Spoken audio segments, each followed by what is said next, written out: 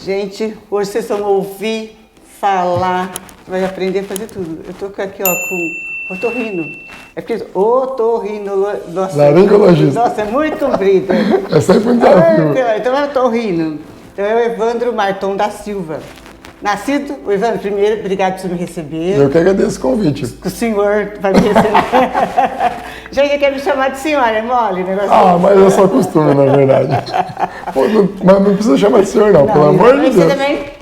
Sem senhora, sem senhor. Senhora. Eu tiro. A senhora é tão novinha assim? Pode deixar, sem senhor, sem senhora. Ô, Evandro, você nasceu aqui em Catanduva? Nasci aqui. Quem são seus pais? Meu pai chama Roberto, mas se você perguntar quem é o Roberto, ninguém sabe. Se perguntar quem é o Robertinho, pequenininho, que sempre trabalhou na Camila Santos, na Márcia Ferguson, um monte de gente conhece. O Robertinho da Chevrolet. Exatamente, é um pequenininho.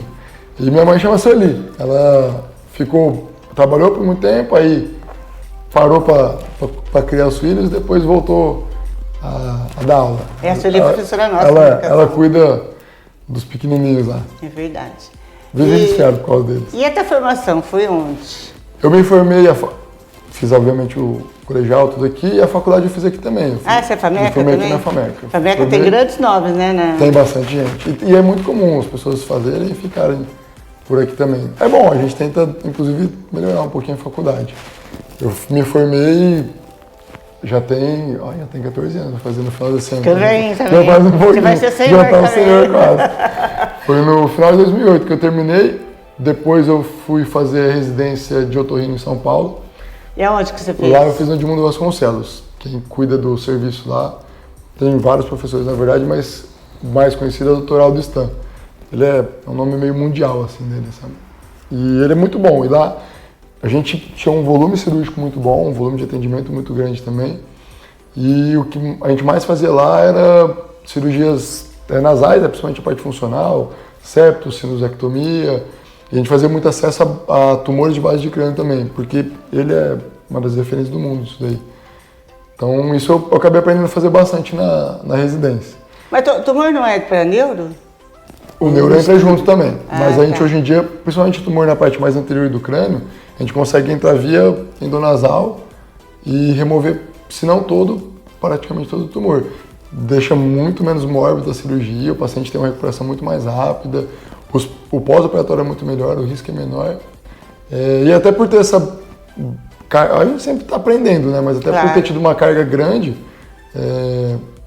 da parte nasal na residência, eu acabei fazendo, além da residência, depois eu fui para a parte de ouvido, porque daí algo que eu fazia bastante lá, tinha um volume grande também. Do lá em São Paulo? Não, otorrino eu já fui, a parte de ouvido, né? Eu fiz otologia e base lateral de crânio na Unicamp. Aí eu já fui para Campinas. É uma especialidade? É como se fosse uma subespecialidade do otorrino, exato. Como a parte de nariz e tudo mais, a gente... Eu vou usar o termo que vai parecer meio pedante, mas não é. A gente já dominava bem por conta do que tinha lá, mas aprender a gente sempre aprende, né? Eu quis aprofundar um pouco mais a parte de otologia. Até porque eu sabia que na época eu não tinha certeza se ia voltar para Catanduva ou não. Sabia que não tinha quem fazer essa parte mais avançada de ouvido, né? Então, eu te conheci, né, porque, embora eu conhecesse teu pai é amigo de infância, viu?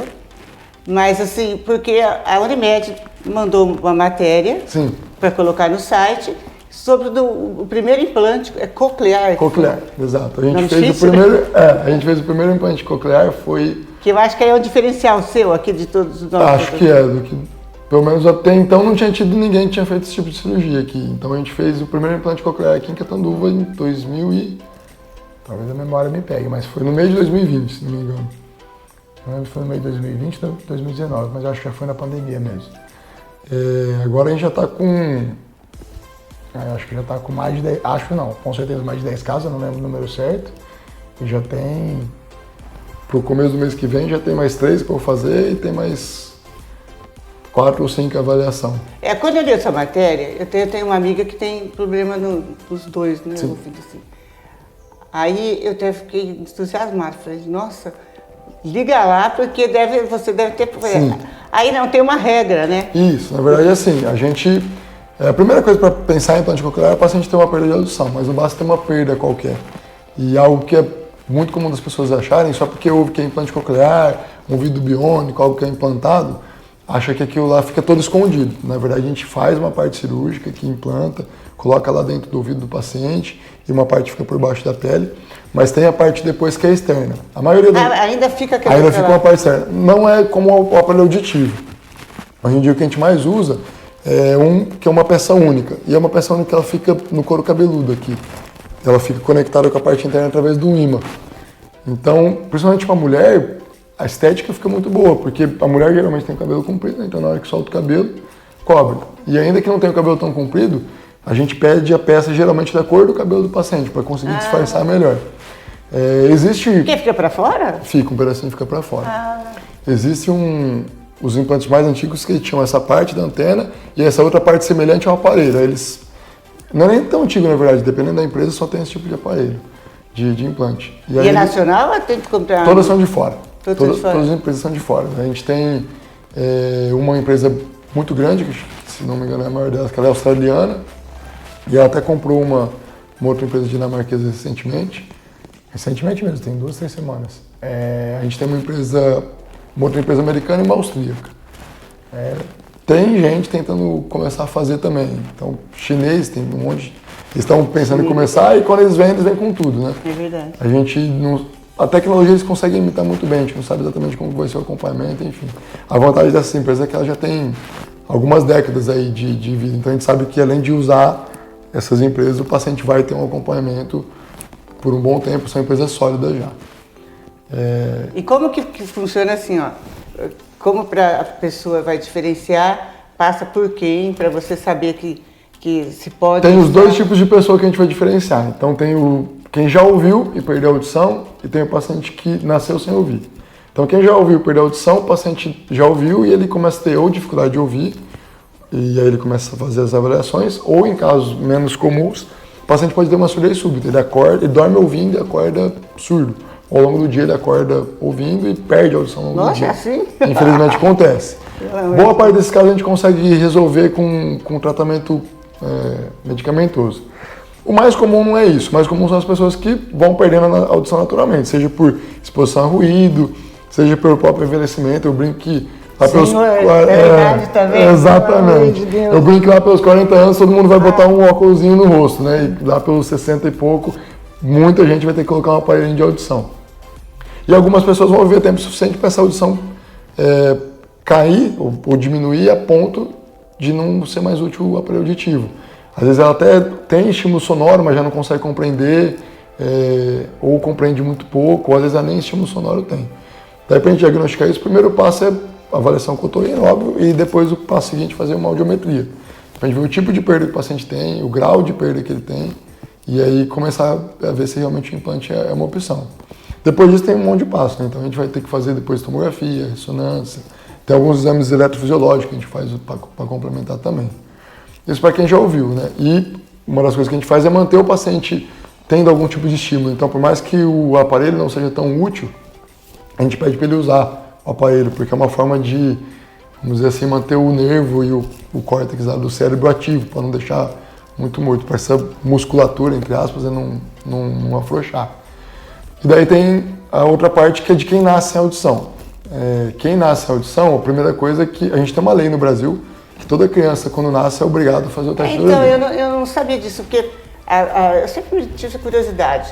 Se a criança nasce surda, e aí esse teste da orelhinha é para... Esse teste, a primeira coisa ou a principal coisa que esse teste diz é se a criança ouve e se ouve normal.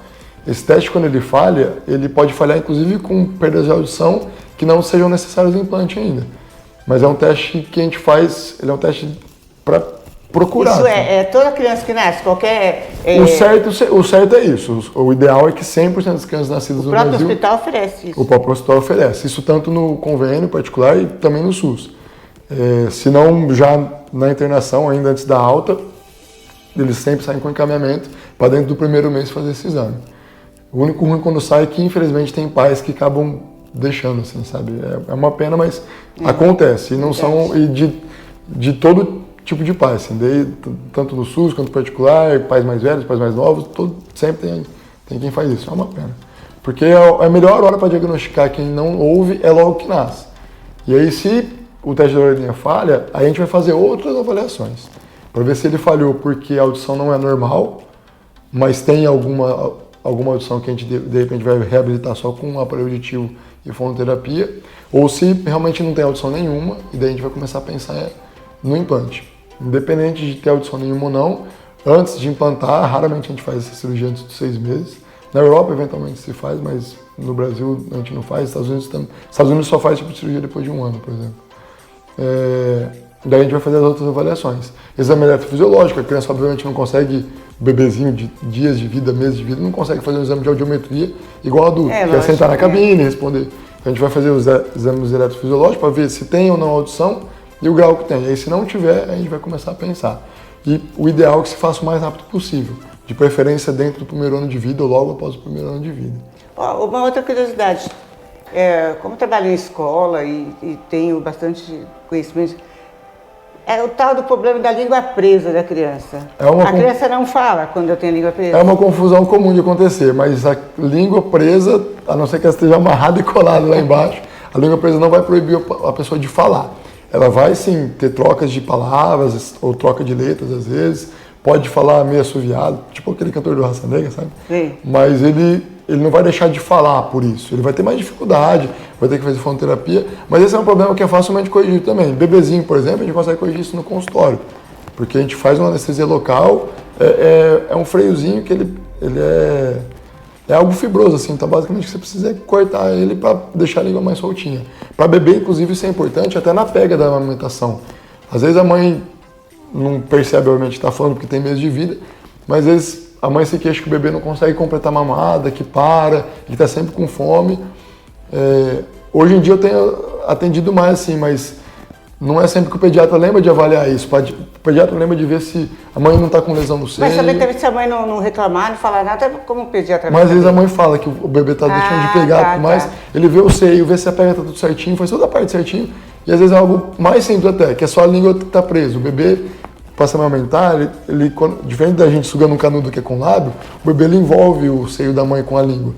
E se ele está na língua presa, ele não consegue fazer esse envolvimento direito, às vezes não consegue se alimentar. Eu já tive casos de mãe que estavam quase deixando de amamentar, tendo que entrar com fórmula, porque o bebê não estava tendo isso daí. O bebê não estava conseguindo pegar, ele soltou a linguinha e resolveu. Mas o bebê que ouve, ele não vai deixar de falar porque a língua está presa. Talvez ele tenha algumas dificuldades na hora de pronunciar as palavras, mas ele não vai deixar de falar por conta da língua só, não. Sai som, né? Não, sai. Olha, e como que é o negócio que é assim, ó, o surdo que começa assim, quem ouve, fala, quem não ouve, não fala? Como que isso daí é outra coisa que é muito comum a gente pensar. Quem fala, com certeza, em algum momento ouviu ou ouve. Quem não ouve vai ter muito mais dificuldade para falar do que quem ouve, mas é possível sim que se fale.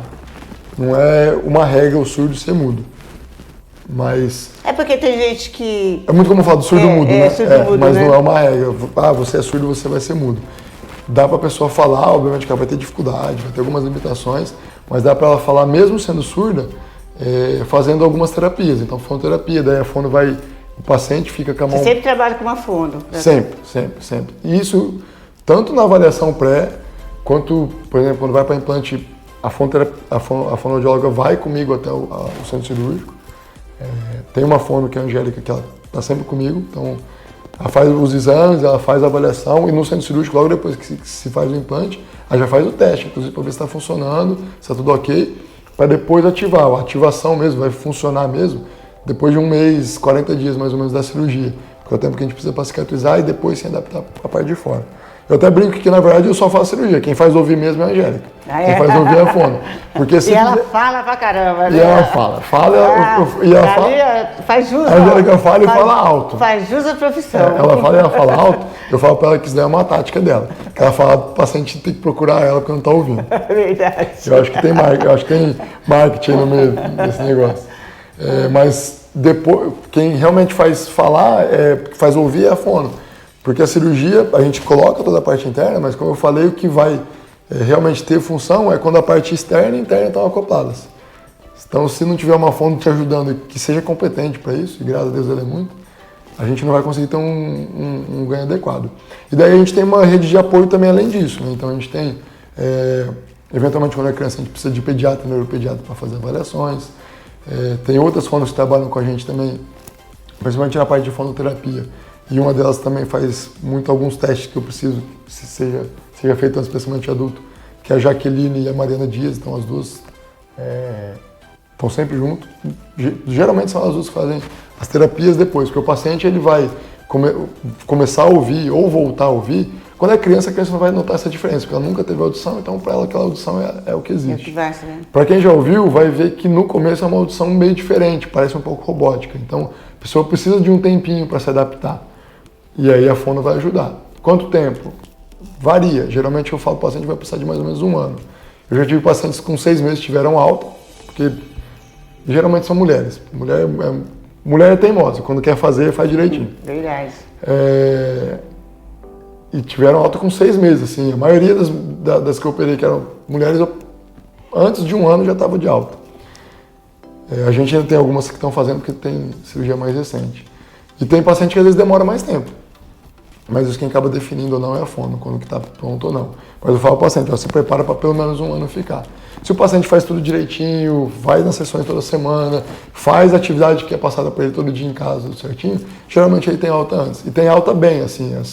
A primeira paciente que a gente fez, 6 meses depois ela tinha tido alta, com 7 meses ela veio numa consulta por outro motivo, ela estava com problema no nariz, e ela entrou, a gente estava durante a pandemia, ela entrou de máscara, entendendo todo mundo de máscara, tinha bastante gente na recepção, ela não teve dificuldade nenhuma de entender a secretária, inclusive tinha um anteparo por conta da pandemia, e estava falando no outro ouvido, estava falando com o celular, inclusive, e ela implantou os 2 lados, então ela está super bem, assim. A gente tem outros pacientes muito bem também, mas porque ela fez tudo direitinho, e é engraçado que é o que eu falo, é a teimosia.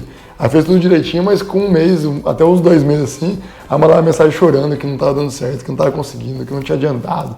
Falava, calma, treina, você vai ver que vai dar certo. Tudo tem treino. Hoje em dia tem que ter paciência. Exatamente. Ó, no final do ano, eu fiz com o Hamilton o septo nasal. Gente, que beleza, né? É outra vida depois. Outra vida, nossa. Todo paciente que opera se arrepende de não ter operado antes. E a dificuldade que tem das pessoas entenderem isso, né? Exato. O paciente vem às vezes comigo e eu falo para ele, tem um desvio e tal. Primeiro que assim, todo paciente tem um desvio, nem todos têm sintomas. Certo. Mas não há dúvida. E causa bastante sinusite, né? Causa, ajuda a piorar também. Porque o funcionamento do nariz fica pior. Então se a gente tem um nariz funcionando mal, ele naturalmente vai ficar mais inflamado e aí secreção para dentro do nariz vai favorecer bactéria, vírus e eventualmente até fungo para gerar sinusite. E aí eu falo ao paciente, você tem o desvio de septo, tem indicação de cirurgia. O paciente às vezes não quer operar, ficou com medo. É uma cirurgia que você opera, eu falo ao paciente, a gente opera de manhã, à tarde você vai estar na tua casa já, você não vai dormir no hospital. Uma semana assim mesmo. A primeira semana é meio chatinha, isso eu já vi isso também, eu não fico mentindo. Fala, a primeira semana não vai doer, mas fica entupido, incomoda. O paciente dorme com a boca aberta, o sono não é tão bom. A segunda semana já é mais tranquilo, depois da segunda semana... Não, mas é outra vida, eu faço isso é outra vida. Com categoria. É outra vida, exatamente. Eu faço esse tipo de cirurgia também. Algumas pessoas até acharam que eu não faço por conta dos implantes, mas eu faço. De septo, de sinusiectomia. Assim, vocês também, a garganta, né? O otorrino cuida bastante. Faço também. Outra garganta que dá de tudo, né? Dá. E é muito comum a gente achar que está tudo na garganta e às vezes não está só na garganta, está na faringe, na laringe. Aí a arte da inflamação. Então a gente precisa avaliar, exatamente. Eu também opero essa parte. A parte de laringe, eu não faço cirurgias mais avançadas, mas microcirurgia de laringe, pólipo, cisto, a gente faz também e é outra coisa que muda a vida do paciente. A gente acha que é muito pouco, ele só está rouco. Se ele está rouco porque é constitucional, porque é dele mesmo, ele não vai ter muita dificuldade. Mesmo assim, é interessante que o paciente faça, às vezes, uma fonoterapia para que não piore aquela rouquidão. E quando a gente envelhece, piora a visão, piora a audição e piora a nossa voz também.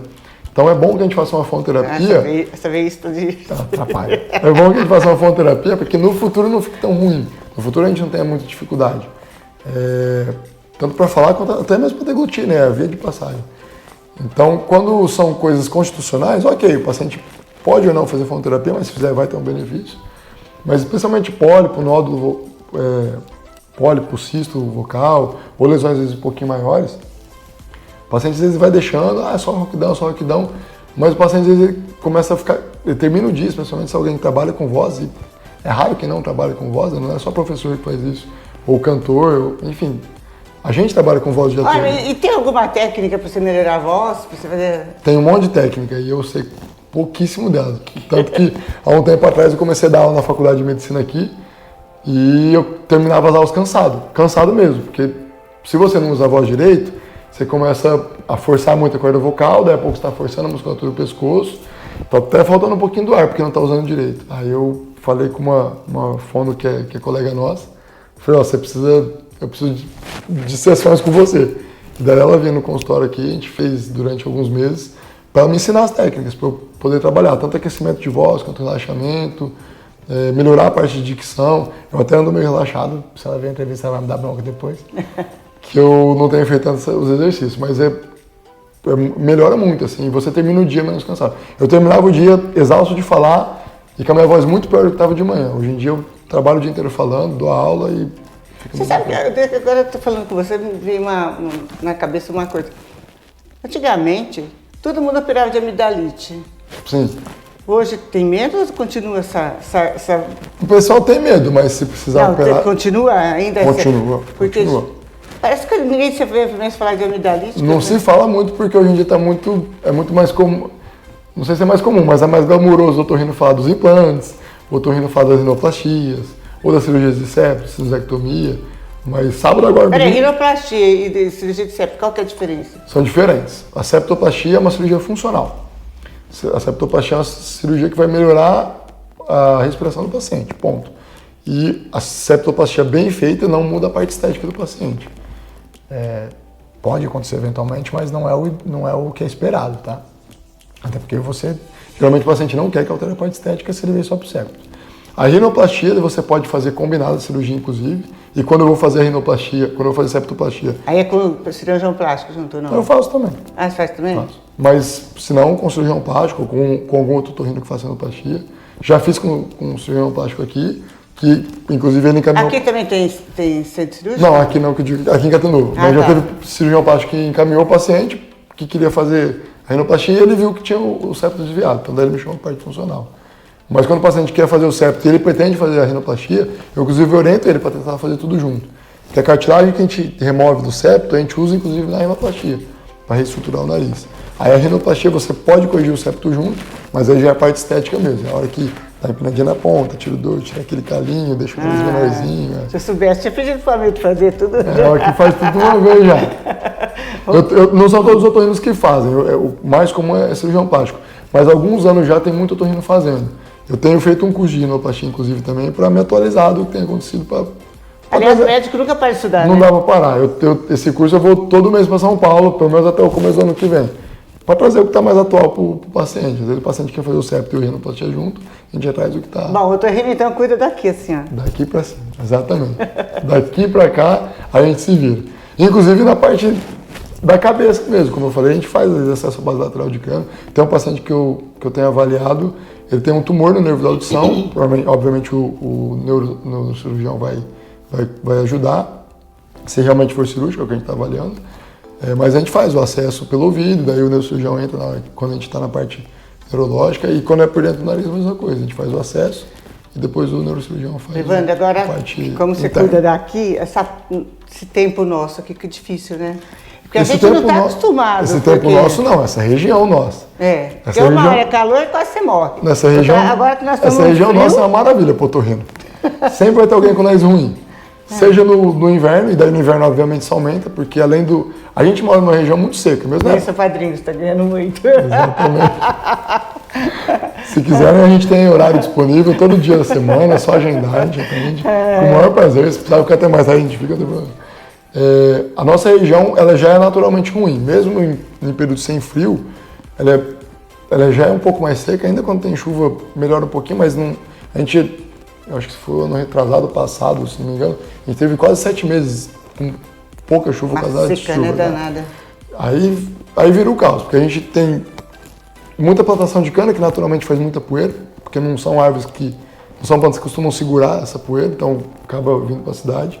A gente tem um clima seco na nossa região, e daí no inverno aparece a terceira coisa que é péssima para o nariz, que é o ar frio. O nariz precisa justamente de um ar limpo, úmido e quente. A gente está numa época do ano que está sujo, frio e seco. O que eu costumo recomendar? E é difícil eu convencer o paciente a fazer isso. Eu espero que eu convença alguém na entrevista aqui. Mas se todo mundo lavasse o nariz todos os dias com soro fisiológico, boa parte, não sei nem se é bom eu falar, mas boa parte do meu trabalho é diminuir já. Porque as pessoas ficariam muito menos doentes nessa parte. É incrível que a higiene nasal adequada, feita diariamente e feita regularmente, não só uma vez ao dia, 3, 4 vezes ao dia, proporciona ao paciente. Agora, nessa época que a gente tem pouco inverno aqui, mas também quando vem de acordo. Dessa vez vem com tudo, né? Organismo a gente não está preparado. Acostumado com isso. Quem mora no sul... A gente não está preparado e mesmo nossas casas não estão preparadas. Quem é que tem aquecedor, lareira? Pouquíssimas pessoas. Então, mas aí, quem usa lareira e aquecedor diz que tem que usar um umidificador também. Porque resseca o ar, exatamente. É por causa disso? E aí tem um outro problema também. O umidificador, ele é igual ao ar-condicionado. Cada 15 dias a gente tem que abrir ele, limpar. Ah, é? A gente tem que fazer uma manutenção adequada. A gente não pode deixar que a umidade do ar fique muito acima de 60%. Porque senão daí você começa a correr o risco de acumular muito mofo. E aí o mofo também não é bom pro nariz. O nariz é meio chatinho. Ah, mas assim. eles são tão pequenininhos que ele não tem mais tudo que... É que tem gente que deixa ligado às vezes o dia todo. Ah, tá. Especialmente pessoas que levam para trabalho e tudo mais, deixa ligado o dia todo. Ou às vezes deixa a noite toda, sai para trabalhar e esquece. E aí começa a acumular um pouquinho. Ah, tá. Mas ainda que não baixe muito a umidade do ar, pelo menos limpar ele precisa limpar. Porque ele fica soltando aquela fumacinha, né? Daí ela começa a vir junto Ele com o cria um fungo. negocinho branco assim, você tem que levar... Exato. Se você não limpar direitinho, começa a vir fungo naquilo lá. Ah, tá. Aí a emenda fica pior que o soneto. Recentemente a gente teve a primeira cirurgia de prótese ancorada também, que é uma outra coisa que ajuda o paciente que perdeu a audição. Essa cirurgia foi no menino de...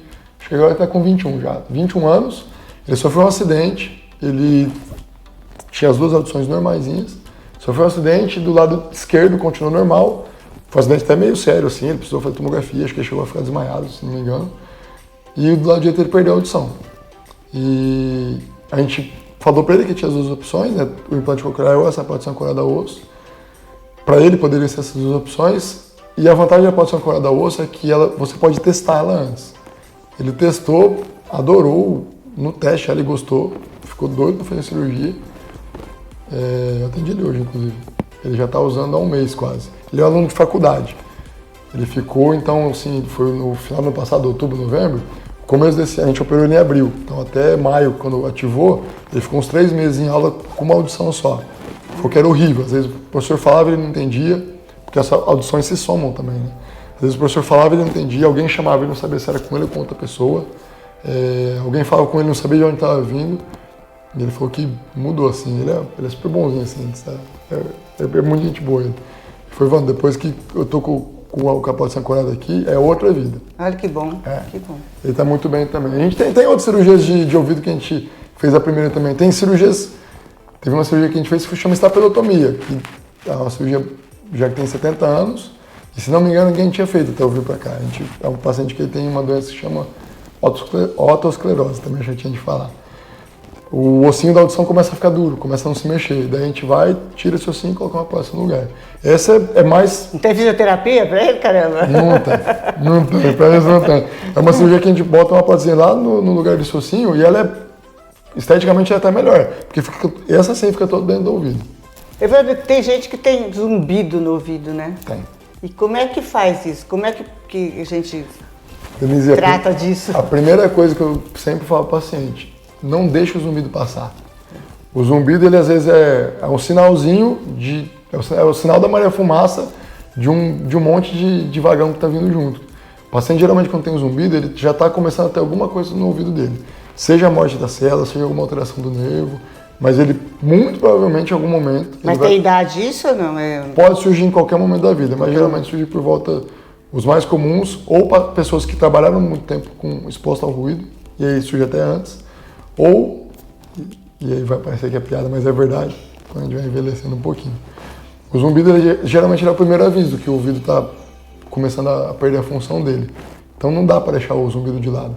Outra coisa que é muito comum, as pessoas começam a ter dificuldade de entender. Que aí tateia, né? Aí vem gente aqui no consultório, vem paciente mais velho junto com a filha ou o neto, às vezes até com a esposa. Ah, doutor, e aí geralmente a reclamação não é do paciente. O paciente vem quase que arrastado. Né? Da Ah, família. doutor, ele não está ouvindo. Eu ouço, quase vira uma briga aqui. Aí geralmente a gente resolve da seguinte maneira: o senhor entende tudo que o senhor ouve? E o medo de pôr o aparelho, né? Exatamente. O senhor entende o que o senhor ouve? Não entendo. Porque compreender é um ato muito mais complicado do que só ouvir.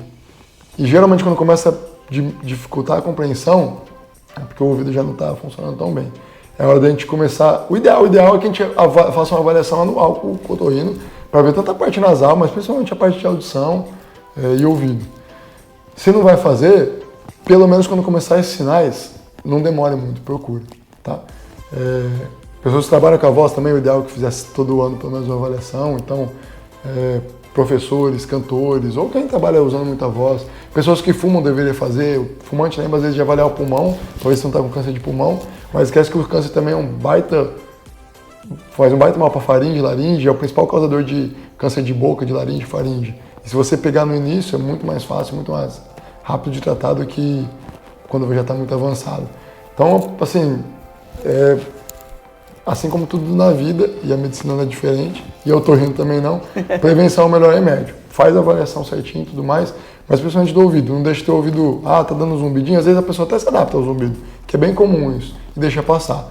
Além da gente ter tratamento e controle pro zumbido, a gente tem como pegar mais no início alguma coisa que está acontecendo.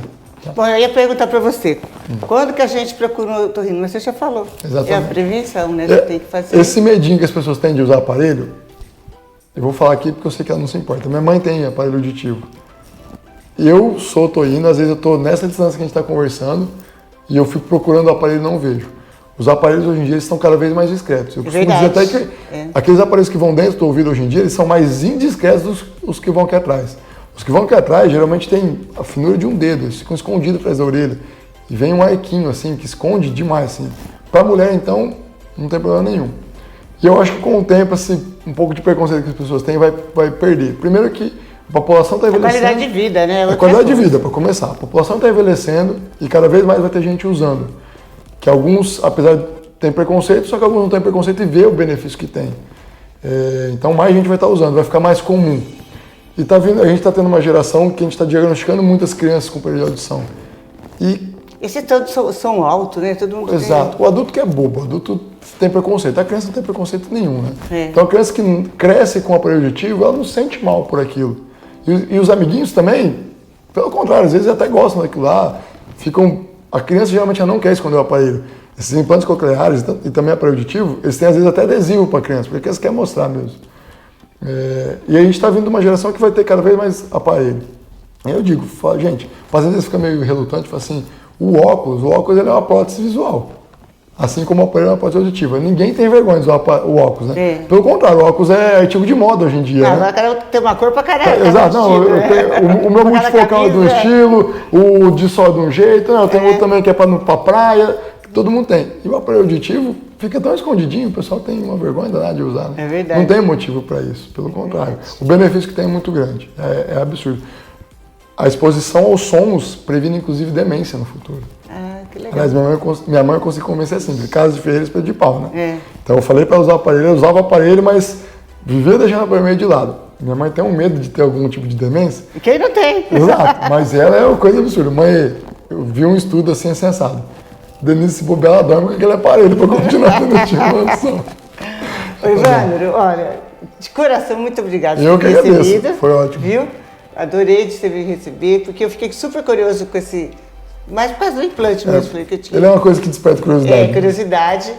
E que eu tenho gente da família, eu tenho amigos que tem todos esses problemas, né? Então a gente quer socorrer. Então eu já vou dar um monte de cartão para você entregar para ele. Tá bom, vai deixar. E eu gostaria, assim, que você deixasse uma mensagem aí para quem está nos assistindo. A principal mensagem é o que a gente falou agora há pouquinho, fazer a prevenção. Tanto de nariz, garganta, ouvido.